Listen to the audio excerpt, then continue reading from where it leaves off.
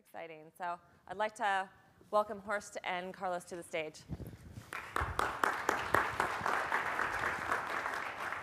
Thank you. Good morning.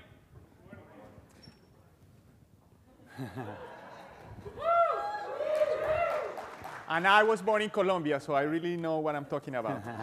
Okay? Well, I stretch for the ball because I work for Coca-Cola, and I believe that to some extent, this is a team sport.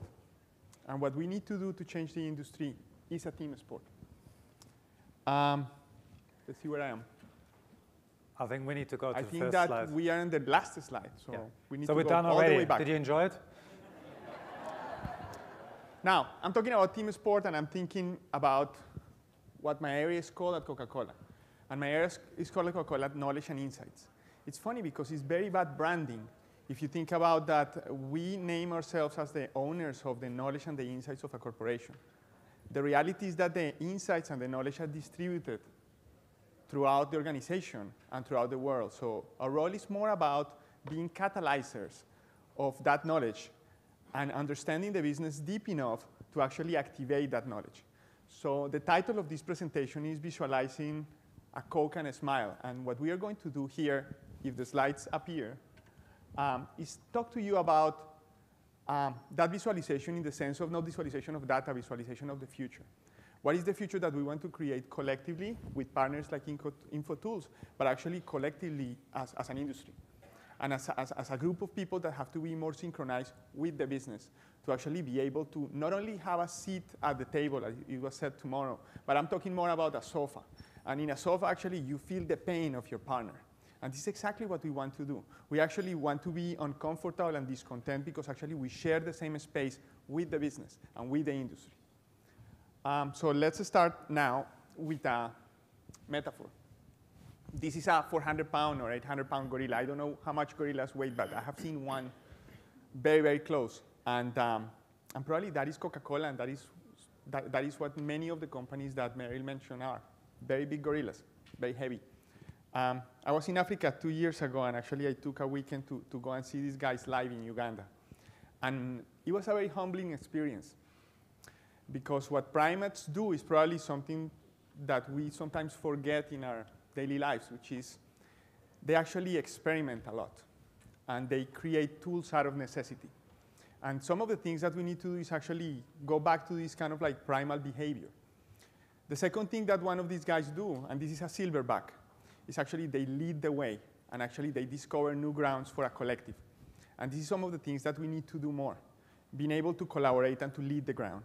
So yes, we got a lot of accolades, and Coca-Cola was one of the companies that was highlighted at the GREET report, but we are constructively discontent because we are not doing this type of basic behaviors often enough. So what we're going to talk about is a little bit about this, how to kind of like change the system, change the culture, and change the tools to actually create that as part of the DNA of a company and hopefully a DNA of this collective. Second metaphor, and this is kind of like the typical things that you find. Lots of the tools that we create are pretty much designed to run in a Formula One racetrack.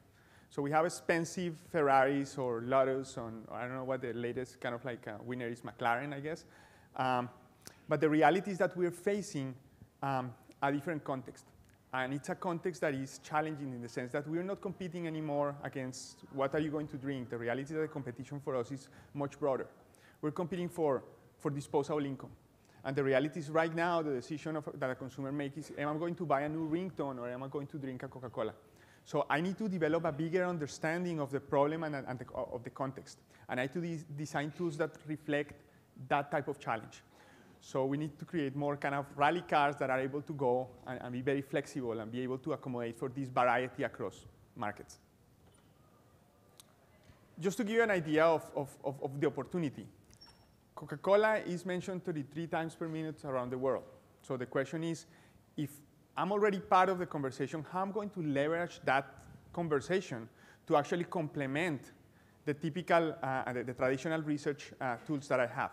I don't agree that the trackers or the traditional surveys are dead, but I do agree that we have to enrich the information that we use. and actually enrich the way that we acquire and analyze information, because information is already out there. So why ignoring that? So let me start with the challenges a little bit, and I'm going to start actually from 3 to 1. The first thing that we did actually is recognize that there is a lot of data. We're swimming on data. So what is the way to make a little bit of sense of this chaos? Well, we did something that we call follow the bottle, which is basically a data mapping exercise and a data gap exercise, which is if you look at the value chain of any industry, all what you have to do is to understand what is the type of information that you are generating in each of those kind of like stages of the value chain, and what is the information that comes to you. And the other thing that you need to understand is what are the type of decisions that you need to make along this value chain, and what is the price of deciding wrong. So that is an organizing principle that tells you where your research priorities are and where your analytics priorities are. What is the price of not having the right information, and how you can actually fill those gaps. The second piece is actually understanding how the expectations that consumers have about your brand and at the corporation change. And actually, the information is already there. So the first thing that we're doing is actually starting to listen in a more assertive way to understand which are the topics that matter for consumers and different stakeholders. Because it's not only about consumers, it's a lot about other stakeholders that matter for our business. And once we listen, we're able to prioritize what is more important and actually put it in context with benchmarks. That benchmarks basically tell you how important it is and how fast it's moving. How important it is in terms of like velocity and spread, what is the reach. And the number one thing, which is probably the end goal, is actually understanding changes in consumer behavior for our business. And the big aha for us is actually something that I referred earlier, which is thinking about the context, right?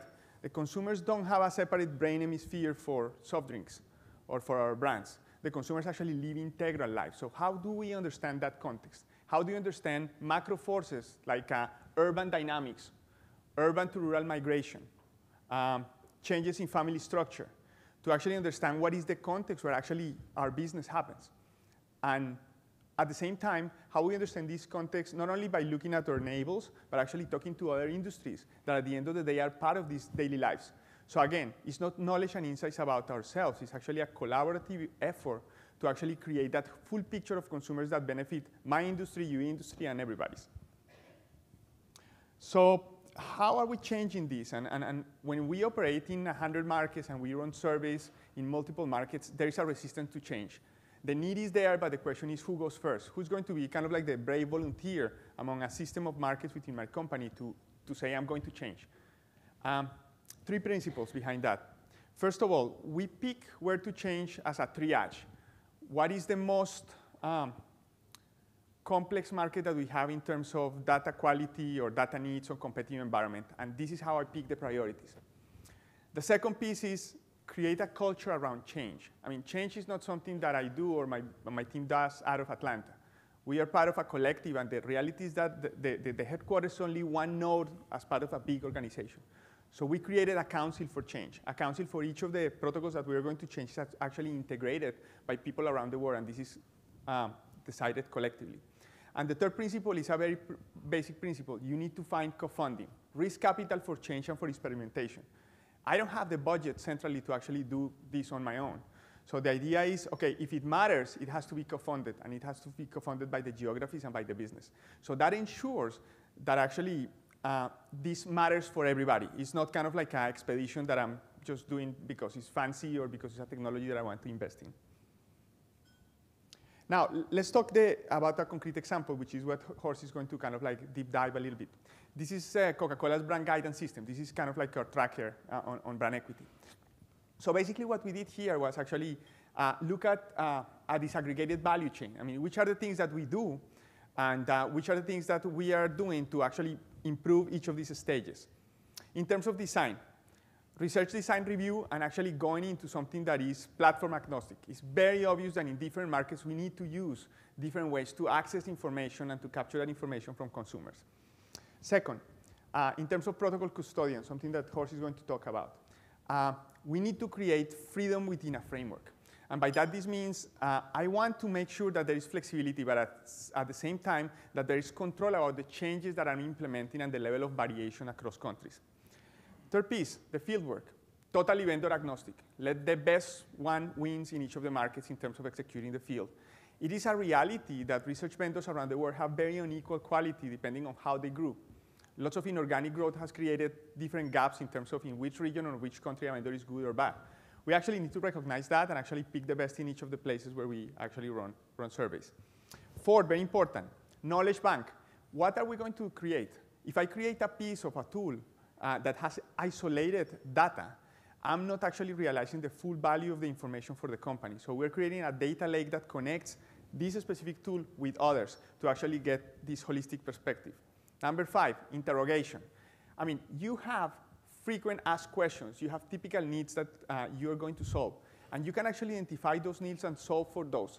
So we are creating basic interrogation tools that solve the most important and most frequent problems within the organization. And I'm not talking only about marketing. The reality is that knowledge and insight is called to assist some other areas, many other areas. And lots of the problems that we have are business problems that require integration across functions. 6, delivery. The idea of visualization, and we talked a little bit about that yesterday, is an idea that is simple but at the same time complex because you need to create incentives for your consumer, your internal consumers, to peel the onion. You're not going to serve everything at the same time. So understand your audience and actually create different layers of visualization with an emphasis on self-help. This is another thing that is very important. We are not going to be able to solve every single need continuously. So you basically create a tool and graduate that tool so others can continue evolving that tool and you move to something that is more new. You liberate installed capacity within your area of knowledge and insights to continue creating the news and empower others to continue developing or to helping themselves. And finally, the piece of big data analytics, the fancy world. There are some things that we can do on our own. If we create a knowledge bank, a data lake that is able to house that information, I can open that data lake to internal experts, data scientists that might be in another area of the organization, or to literally commandos, very sophisticated guys that are specialized vendors that can actually tackle very difficult problems that are outside kind of like my business as usual operation. Another metaphor, and this is a picture of a big tuna that actually was served in Japan in a dinner that I was, and I thought it was very beautiful. Actually, tunas are delicious when they are fresh. But the reality is that tools have a very limited shelf life and start stinking as a tuna when you don't pay attention to that. So how are we kind of like tackling this challenge of the shelf life of research tools and methodologies? Basically, what we're trying to understand is the outliers and the extremes across the organization. So Japan is mentioned here not because of a coincidence. Japan is a market that drives in high competitive and high pace of innovation. So this is one of my streams. So I actually understand that piece. The other piece is actually understanding other extremes, like China, like India, where I have hypergrowth. So some of the challenges that I have there are coverage challenges, because we are growing so fast that actually my sample needs to be redesigned time after time to actually cover that knowledge. If I understand those two extremes, actually my objective is not to reduce everything to a minimum common denominator, but actually create a core that solve the basic business needs, and after that create that freedom within a framework that actually creates the ability for markets to address specific needs where they are along a common core. So what are we doing? We're basically doing a new way to actually capture information, and it's basically garbage in and garbage out, solving for what we did. And basically what we did is basically solving for the way that we absorb information and how we process information to get better outcomes. And these are the things that we came up. We solved for these things, and actually we arrived to something that is shorter. We reduced the survey length for this thing by 40%, smarter. We are able to actually create control systems that what's happening?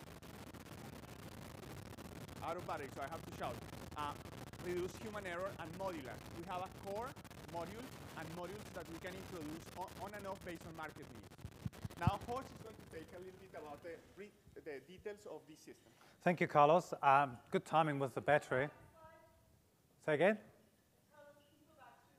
Yeah. This one here? Yes, please. Okay, you go. Mine is working. You need to do this. Okay, so this is basically the three things that we achieved. a shorter survey where we reduce 40% the time on the survey, and of course the drop rates kind of like improve accordingly, and a smarter system that is actually able to reduce human error by what Horst is going to explain, and a modular system that actually have 2 or 3 modules that are constant and equal around the world, but actually has another modules that we can introduce and do deep dives based on business needs. All right, thank you, Carlos. Mine is working, I believe. So really what we want to achieve, or what we need to achieve, and Jeff will talk to this about later as well, is we need to give the right information to the right people at the right time, and we need to give them time and space to think about what that means. So we don't want them to drill down into the data all the time to find their ongoing reports, to find the information for their reports. We need to allow them to think of what they're doing with this. So we want to change from an environment that is very much pull-focused to one that is very much push-focused, where it's available for those users at their fingertips 24/7. And we'll go into detail for most of those. One of the things that Carlos mentioned is that we've been the protocol custodian for them for the last 9 years or so. That means we are kind of patrolling the servers across 80 markets, 90 markets, making sure that they're all to the same standard, ask the same questions, have similar brand sets, and that the data comes out in the right way so that Global can actually look at it. That's quite tricky when you often only find out that they made changes a month later after they made it and you see them in the data.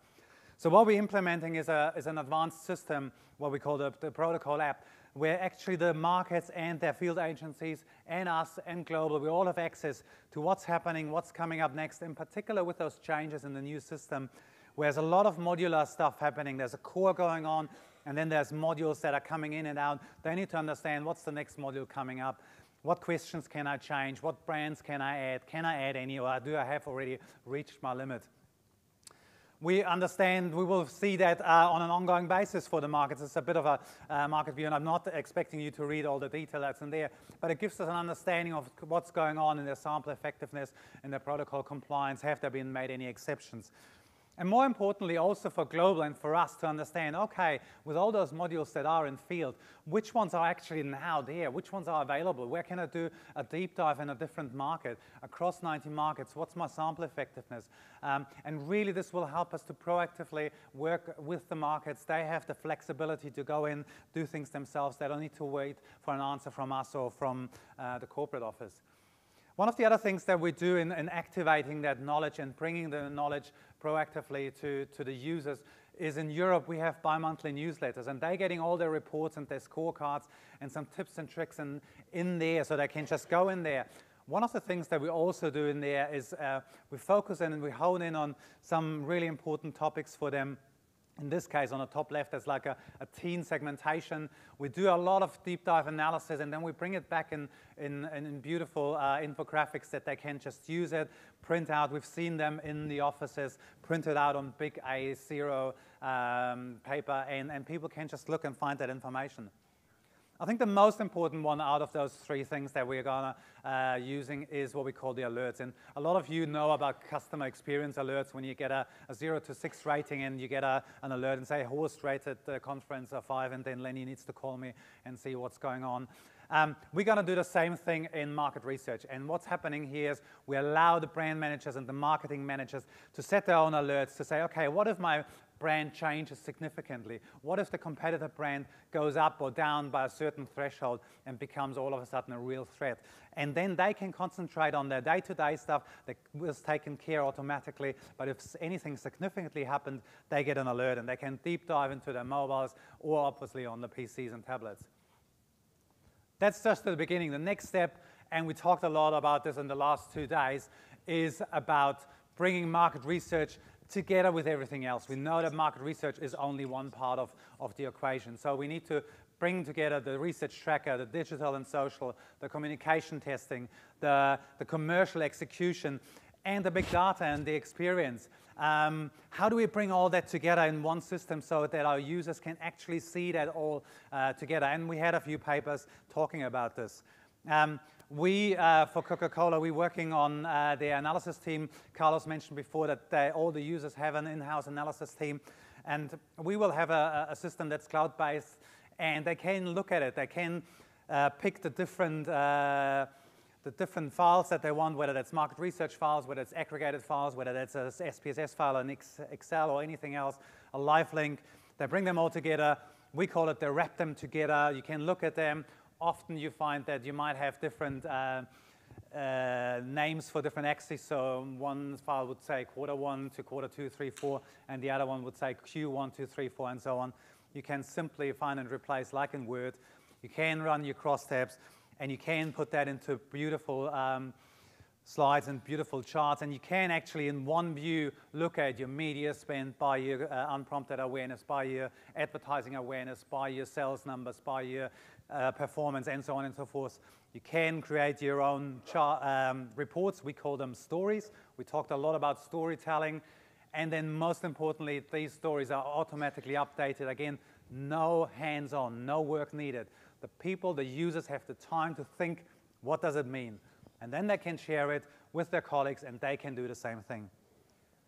To wrap it up, I hand over back to Carlos, because we talked a lot about technology over those last couple of days, but one thing that's also important, equally important, is the partnerships and the teamwork, and Carlos mentioned that before. Okay, very quickly, I mean, beauty is judged based on activation and results, right? So infographics and kind of like the success of our tools greatly depends on, okay, how these insights are activated within the organization. Partnership means using best-of-breed vendors to actually address each of the problems during the value chain, but partnership also means sitting on this sofa that I mentioned, we're actually with business partner to co-design for the type of problems that I have, understanding the problems and co-designing solutions with them. Co-funding and data integrations are key, and the future is more about understanding that, again, we don't have the monopoly of knowledge and insights, but the reality is that the knowledge and the insights are out there, and it's up to us to integrate and create kind of like a point of discussion and a point of view to inform the business. So thank you very much, and if you have any questions, we will be happy to answer them. If we have the time. And we're running late already. We have time. We got time. Yes, yeah. Excellent. We have time for just a couple questions. Do we have questions? Yep, there's one back here, Yeah. Tina. Great presentation, Carlos, as always. So my question is around efficiencies. I'm right here. Hey. Hey, colleague, former Hi. colleague. And how much time and money, well, maybe percentage of budgets were saved as a result of doing this kind of overall? And is this being used not just by your team, global? Is it being used globally? Yeah, it's starting to be rolled out globally. I mean, of course, we started kind of like with the most urgent markets. But I mean, in terms of efficiencies, think about efficiency in time and the contactability cost. I mean, we reduced the length of the survey by 40%.